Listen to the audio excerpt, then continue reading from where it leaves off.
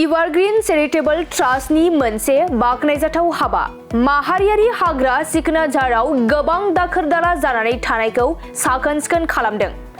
दिनै evergreen charitable ट्रस्टआ माहारियारि हाग्रा सिखोनाजाराव थानाय बाहान्दार बिलोआव गोबां दाखोर जानानै थानायखौ साखोन-सिखोन खालामदों। नंगौ, बावैसो सान सिगां फोसावनाय माहारियारि हाग्रा सिखोनाजार साखाथियाव थानाय दाखोर दालाफोरखौ साखोन-सिखोन खालामदों एवरग्रीन चैरिटेबल ट्रस्टनि मोनसे हानजाया। बे हाबाफारियावनो एवरग्रीन चैरिटेबल ट्रस्टनि आफादगिरि राजीव नार्जारिया खौरांगिरिनि सिगाङाव गोबां बाथ्रा बुंदों।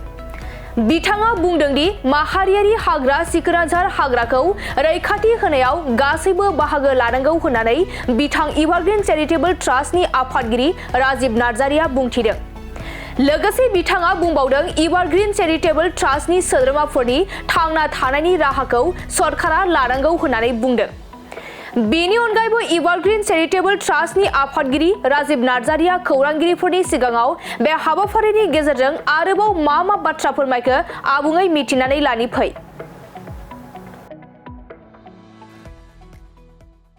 बे समावहाय आङो जोंनि एवरग्रीन चैरिटेबल ट्रस्टनि आफादगिरि जानानै नैबे समावहाय जोंनिनो मानिजाथाव बड'लेण्ड बुब्लिनि रादाब बुथुमगिरि आरो रायजोनि रादाब बुथुमगिरि बिथांमोननिसिम रोजा रोजा साबायखर बावनाय थाबाय।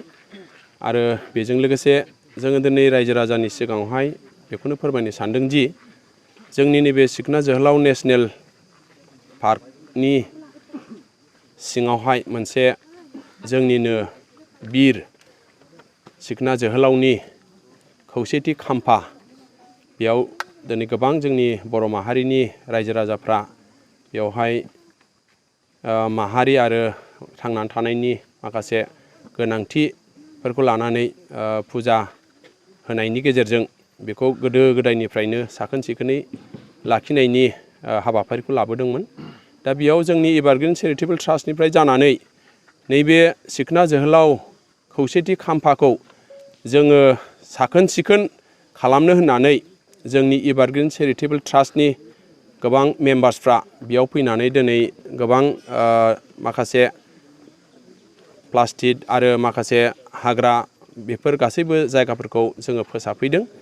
आरो फोसाबनायजों लोगोसे साखोन सिखोन खालामनायजों लोगोसे जोङो रायजो राजानो फोरमायनो सानदों गोबां जोंनि दाब दाब जायगायाव थानाय बर' माहारिफ्रा जाहाथे नैबे सिखना जोहोलाव नेशनेल पार्कनि सिङाव थानाय खौसेथि खाम्फा बिर बर'नि बिर सिखना जोहोलावनि जायगाफोरखौ नायफैयो, बयनिसिमबो आङो गुरैयै खावलायो। आरो लोगोसे जोंनि एवरग्रीन चैरिटेबल ट्रस्टनि जानानै जोंनिनो आसाम हादरखौ बेंगिरि डक्टर बिश्व हेमन्त शर्मा, दा बिथांनिसिम जोङो नैबे नेशनेल पार्कखौ आबुङै मावफुंनायनि थाखाय बिथांनिसिम जोंनि ग्रुपनिफ्राय जानानै रोजा रोजा हामबायहोनाय बावनाय थाबाय। आरो बेजों लोगोसे जोंनि बिटिआर हालामनि CM प्रमद सार बिथांनिसिमबो जोङो रोजा रोजा साबायखर बावनाय थाबाय। आरो लोगोसे जोंनि हाग्रा बिफाननि EM रन्जित सारनिसिमबो जोंनि एवरग्रीन चैरिटेबल ट्रस्टनिफ्राय रोजा रोजा साबायखर बावनाय थाबाय। आरो जोंनिनो क'क्राझार बियाबनि MLA लरेन्स सारनिसिमबो जोङो रोजा रोजा हामबाय होननाय थाबाय। मानो होनोब्ला बिथांमोननि नेरा नेफेरा नाजानायावसो नैबे जोंनि सिखना जोहोलाव नेशनेल पार्कआ आबुं महर मोननो हादों। दा बेनिखायनो जोङो खुब प्रिन्स एरियानि आनइमप्लयि इउथ जानानै जोङो गोजोननाय मोनदों। आरो बेजों लोगोसे माखासे दावबायारिफोरखौ जोङो सास्टेनेबल खामानि मावनानै जाहाथे जोङो जिउआवहाय थांनानै थानायनि लामा आरो राहाखौ दिहुननो हायो, बे असिलायै जोङो दिनै जयैनो खौसे जानानै नैबे साखोन सिखोन खामानिखौ आखायाव लाजेननायनि गेजेरजों जोङो दिनै लासै लासै जों दावगालांनो सानदों। जोंनि एवरग्रीन चैरिटेबल ट्रस्टनि गुबै थांखियानो जाहैबाय जोङो आनइमप्लयि जानानै माब्रै जोङो गावनि जिबनाव आथिंजों गसंथानानै थांनानै थागोन। दा बे बिसयफोरखौ जोङो सानखांनानै जोङो बयजोंबो लोगोसे जोङो ज' जानानै माखासे एवारनेस प्रग्राम खालामनायनि गेजेरजों जोङो नैबे नेसनेल पार्कखौहाय समायना रमायना खालामनानै दावबायारिफोरनि गेजेरजों जोङो जेन' थांनानै थानो हायो आरो बेजों लोगोसे जोंहा मोनसे थांखिखौ जों लादों नैबे हाग्रा ओनसोलखौ जोङो फरेस्ट प्रटेक्शन आरो एनिमेल वाइल्ड लाइफ प्रटेक्शन आरो लोगोसे जोंहा प्रिजार्भेशन कनजारभेशन माखासे टुरिजिमनि खेथ्रआवहाय जोङो हेरिटेजनि खामानिफोरखौबो जोङो आखायाव लादों जिहेथु बेफोर गासैखौबो जोङो नागिरै जोंनि बर' माहारिनि माखासे आगोलनि इतिहासफोरखौ नागिरनानै जोङो बेफोरखौ साखोन सिखोन खालामनानै जोङो बे सिखना जोहोलाव नेसनेल पार्कखौ समायहोनो होननानै जों आखायाव लादों।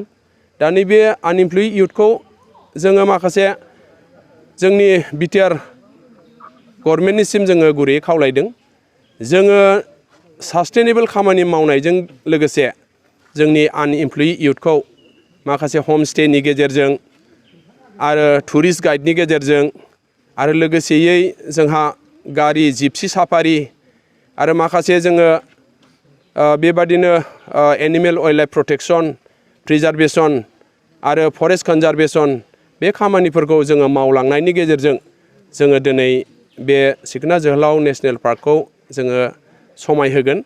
दा आङो रायजो राजानिसिम खावलायो जे नैबे सिखना जोहोलाव नेसनेल पार्कखौ जोङो बिटिआर हालामनिनो मोनसे धोन होननानै बयबो जेन' बजबनानै लायो आरो बिफां लाइफां दानफायनाय जिब जुनार गावथारनायफोरखौ जाहाथे बन्द' खालामो आरो जोङो बयबो लोगोसेयै रायजो राजाखौ लानानै नैबे खामानिखौ जोङो लासै जों मावलांगोन। बेयावहाय जोंनि माखासे आनइमप्लयि इयुथखौ जोङो बेवहाय एंगेजमेन्ट खालामनायाव जोङो गभर्नमेन्टनिसिमबो आखाइ खबजोबनानै जों खावलायदों जाहाथे जोङो गोबां जोंनि बर' सेंग्रा सिख्ला एबा आनइमप्लयि जोङो ज' जानानै मावनायावहाय गभर्नमेन्टआ जाहाथे जोंखौ मदद होलाङो आरो जोंनि थांनानै थानायनि राहाफोरखौ जेन' लामा दिन्थियो बेयाव जोङो गुरैयै खावलायनाय थाबाय आरो लोगोसे नैबे सिखना जोहोलाव नि जे खौसेथि खाम्फा बेयावहाय गोबां दावबायारिफ्रा बेयावहाय बेरायनो फैयो आरो जोंनि बर' माहारिनि रायजो राजाफ्रा फुजा होफैयो।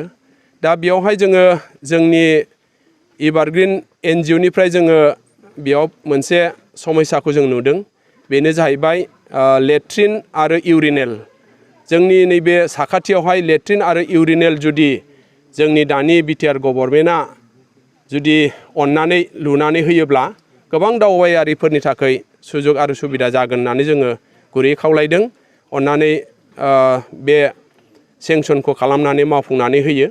दा बेजों लोगोसे जोङो नुनो मोनदों जोंहा बेवहाय गोबां दावबायारिफोर फैनायखाय हाग्रा ओनसोल जानायखाय बेयाव जोंनि माखासे एभारग्रिन एनजिअनिफ्राय जोंहा गोबां इयुथफ्रा बेवहाय फरेस्टनि माखासे रुल रेगुलेसनखौ मानिनानै जोङो बेयाव रक्षनाबेक्षन एबा नेनायनि बेबस्थाखौबो जोङो दा खालामदों आरो सप्तायाव खेबसे जोंनि एभारग्रिन एनजिअनिफ्राय लानानै जोङो बेयाव फोसाबस्रांनायनिबो जोङो बेबस्थाखौ आखायाव लादों जाहाथे रायजो राजाफ्रा सिखोन साखोन नुयोब्ला बयबो बे जायगायाव बेरायफैयो आरो जोङो गुरै खावलायनो गोसो जादों जोंनि माखासे रायजो राजाफोरनिसिम खावलायनो गोसो जानाया बेनो जे बेवहाय माखासे फुजा होफैयो बे समावहाय जाहाथे प्लास्टिक आरो बेबादि लेथ्रा बेसादफोरखौ गारलानानै गालाङा बथलफोरखौ जाहाथे डास्टबिनाव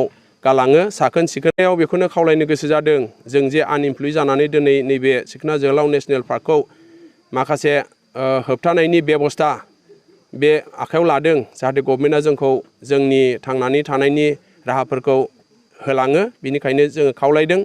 जोङो नुनो मोनदों नैबे सिखना जोहोलाव नेसनेल पार्कआवहाय गोबां रोखोमनि अर्किडफोर दङ आरो गल्डेन लिंगुर दङ बाटारफ्लाइ दङ माखासे गोबां रोखोमनि दाउसेन दाउला दङ जिब जुनार दङ दा बेफोर गासैबो नैबे नेसनेल पार्कआवहाय अलरेडि दंखायो दा बेखौ जोङो माखासे रैखाथि होनायनि गेजेरजों जोङो बेखौनो समायहोनो थाखाय होननानै जोङो बयबो जानजि खाफ्रानानै दिनै जों ओंखारबोदों। बेनिखायनो जोङो जोंनि थांखिफोरखौ मावफुंनायावहाय जाहाथे रायजो राजाफ्रा जोंखौ मदद होयो। बेनिखायनो बयनिसिमबो आंनि खावलायनाय, आङो एभारग्रिन चेरिटेबल ट्रास्टनि आफादगिरि जानानै आंनि आंगो लोगोफोरखौ खावलायनो गोसो जानाया बेनो जे जोंनि थांखिफोरखौ जेन' मावफुंनायाव बयबो गोसो होयो। आङो रायजो राजानिसिम बे गासैबो बाथ्राफोरखौ गुरै खावलायनायनि गेजेरजों आङो बेसेखिनिखौ बुंनानै रायजो राजानिसिम आं फोरमायबाय। गोजोन्थों।